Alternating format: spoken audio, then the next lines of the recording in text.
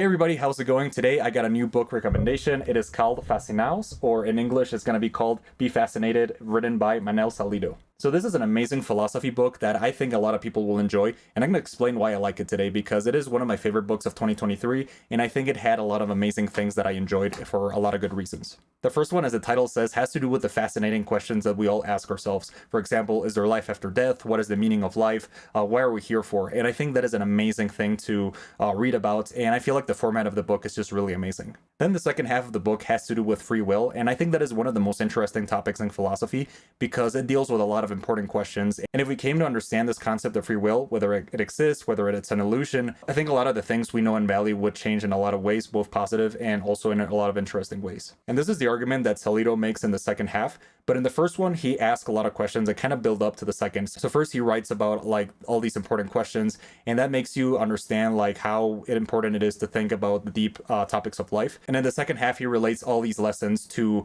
for example, how free will affects our sense of responsibility, our sense of hatred, of love, of the way we view justice, of the way we treat other people. And I think it is very valuable the way that these questions are asked and also answered in very brief ways. Because this is a very short book. It took me 4 hours to read, and it is just worth it. I feel like it can be read in very small sections because it's divided in sections of 1 or 2 pages.